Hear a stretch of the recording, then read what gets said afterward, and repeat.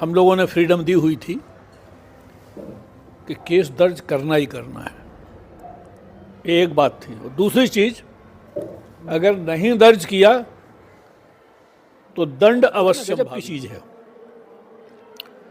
Force में boss head नहीं होता है, वो लीडर होता है। वो केस भी 2001 के सारे केस मेरे सामने थे,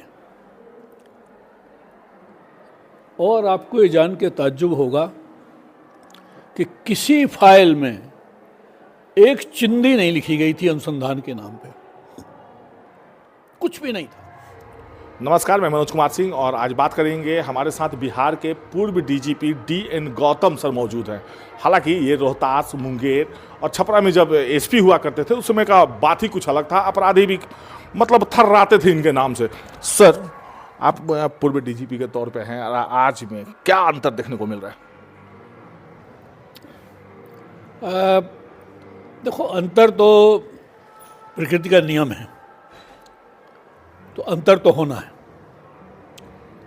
और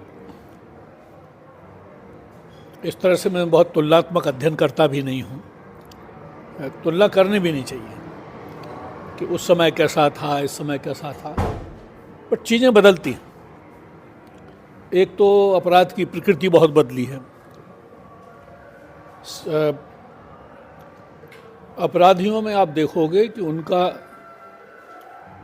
जो स्किल है, टेक्निकल स्किल, वो बहुत ज़्यादा बढ़ गया है। अच्छा सर, आप लोगों के रीजन में अपराध का ग्राफ ज़्यादा था। बोला जाता था कि लालू राज उस समय खत्म हुआ था, कुछ जंगल राज से कुछ अभी भी अपराधी रह गए थे। देखो, राज इकबाल से चलता है, वो डंडा घुमाने का वाला नहीं है।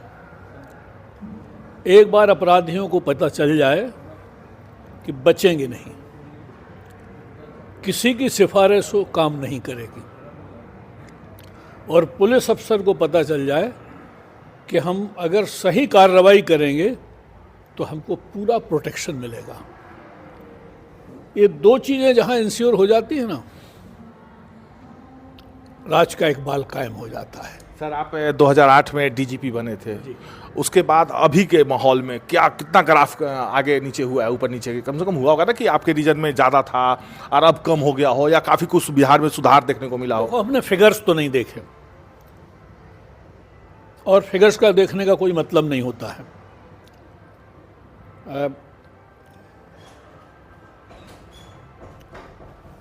फिगर्स एक संकेत देते हैं।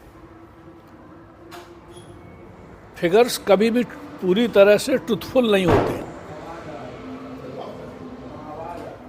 वो डिपेंड करता है कि आप में कितना दम है दर्ज कराने का।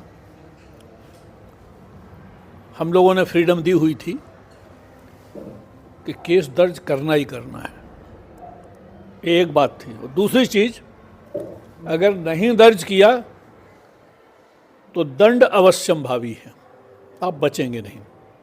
उसके बाद भी मैं ये नहीं कह सकता कि मेरे समय में 100% रजिस्ट्रेशन हो ही जाता था, बिकॉज ऐसे कोने अंतर हैं, लोग चांस लेता है कि अच्छा देखते हैं तो। बट ये कह सकते हैं कि हाँ, बेहतर रजिस्ट्रेशन के लिए सक्रिय रहते थे। दूसरी चीज़, थाना लेवल पर एक और लोगों को भय रहता है। अगर पब्लिक आपको अप्रोच कर सकती है, आपसे बात कर सकती है, तो जानते हैं कि अगर मैंने दर्ज नहीं किया, बात नहीं सुनी, तो ये बात बॉस तक पहुंच जाएगी। तो अब इसलिए मैं फिगर्स के बजाय सर्विस ओरिएंटेशन की बात करूंगा। जैसे एज DGP कोई भी आदमी मुझे कभी भी कॉल कर सकता था, मैं हर कॉल लेता था, आज भी हर एक कॉल लेता हूँ। उसमें फ़ोन का सुविधा उतना था? हैं? टेलीफोन का या फिर मोबाइल का सुविधा तो उतना था नहीं। मोबाइल हो गया था जब मैं DGP था, उसमें था। हाँ, उस समय मोबाइल था और टेलीफोन तो था ही। फालतू के गपशप के फ़ोन, सिफारिशबाजी के फ़ोन कोई आते ही नहीं थे। काम वाला फ़ोन आता, किसी को कोई दिक्कत है, और वो रात को 2 बजे भी अगर कोई मुझे कॉल करता था, मैं कॉल लेता था। 12 बजे तक तो वैसे ही मैं भी कॉल करता था। थानों को दिन की लिस्ट बनाता था कि किस थाने से कहाँ गड़बड़ रिपोर्ट आ रही हैं, और रात को 10 बजे बैठता था। मैं उनको कॉल करता था, थाना प्रभारी को डायरेक्ट। तो अच्छा, और कहीं कोई तकलीफ भी है तो भी फ़ोन करता था। एक बड़ी इंटरेस्टिंग, जब वो कोशी में बाढ़ आई थी ना, तो बांध टूट गया था, तो 2009 में सर, 2009 में 2008 में 8 में तो उधर पूरे सुपौल के और सब बहुत सारे थानों में पानी भर गया, नीचे पूरा बह रहा था। तो मैंने एक थाना प्रभारी को फ़ोन किया, कहा कैसे हो? कैसे होंगे? एक चौकी रखी हुई है, चौकी के ऊपर दूसरी चौकी है, उसके ऊपर कुर्सी डाल के बैठा हूं। मैंने कहा अच्छा, कोई वैसे मैं कुछ जो इमरजेंसी ज़रूरतें हों, जो कमी पड़ रही हो, मुझे बताओ। तो कमी होगी भी तो आप क्या कर लेंगे? SHO का कहना था। मैंने कहा मैं तुम्हारा DGP बोल रहा हूँ। DGP साहब बोल रहे हैं, रात में था ना?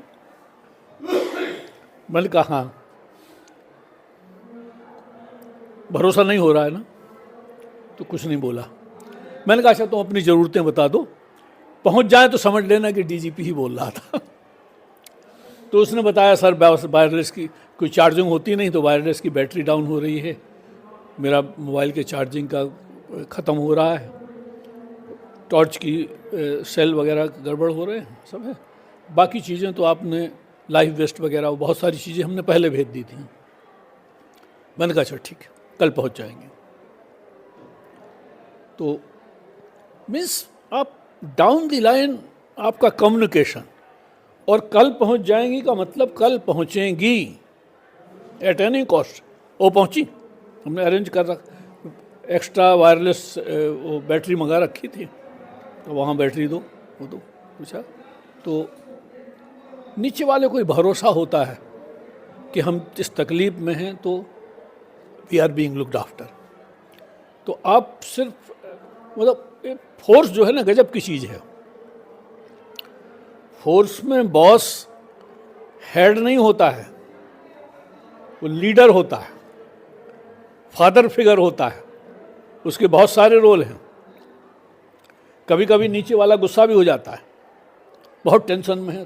जैसे एक बार मुंगेर में एक SHO हमसे बोला, सर आप हमको सस्पेंड कर दीजिए।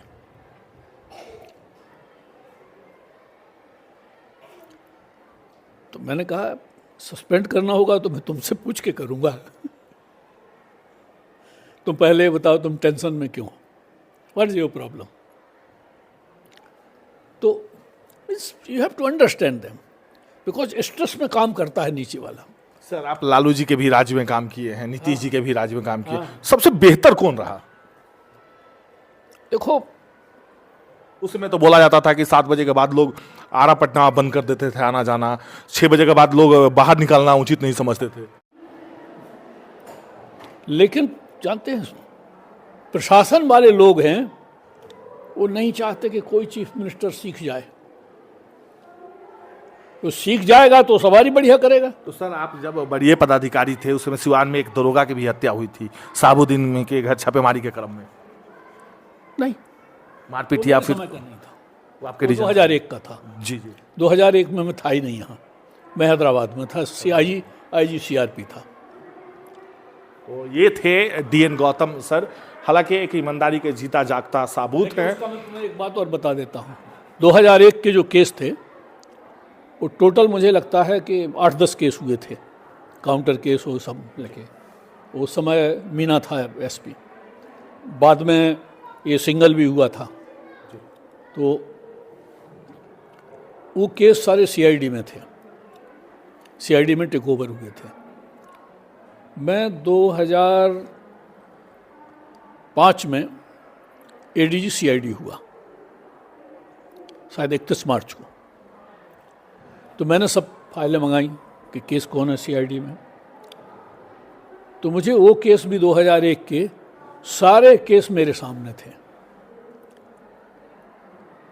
और आपको ये जान के ताज्जुब होगा कि किसी फाइल में एक चिंदी नहीं लिखी गई थी अनुसंधान के नाम पे, कुछ भी नहीं था। एफआईआर की कॉपी तक नहीं लगी हुई थी, सिर्फ फाइल नंबर ऊपर लिखा था, केस नंबर। हमने उन सब का एक जॉइंट सुपरविजन कराया डीआईजी को भेज के, मैप बनवाया स्पॉट का। वो मैप देखोगे तो अपने आप समझ में आ जाएगा, लगेगा महाभारत का फील्ड था ये। और पहले डीआईजी बोले सर ये तो बहुत कठिन काम है। हमने कहा नहीं जाओ, तुमको जाना है वहाँ। हमको लगता है कि बिहार पुलिस में उससे बड़ा सुपरविजन नोट कभी नहीं हुआ होगा। 400 पेज का, सबसे बड़ा सुपरविजन 400 पेज का उन सारे केस का सुपरविजन नोट। उनमें से 6 केस चार्जशीट हुए, 7 केस फाइनल रिपोर्ट हुए जो पुलिस पे उसने दर्ज कराए थे। सबसे पहले उन्हीं केसेस में सजा भी हुई। तो ये थे पूर्व डीजीपी डीएन गौतम सर। हालांकि एक ईमानदारी के जीता जागता साबूत हैं और बिहार पुलिस के लिए मिसाल थे। रिटायर कर गए थे, रिटायर के बाद फिर वो झारखंड मुख्यमंत्री के सलाहकार भी रहे और अक्सर पढ़ने लिखने का काम इन्होंने किया। सहयोगी अमित गिरी के साथ मनोज कुमार सिंह आरा।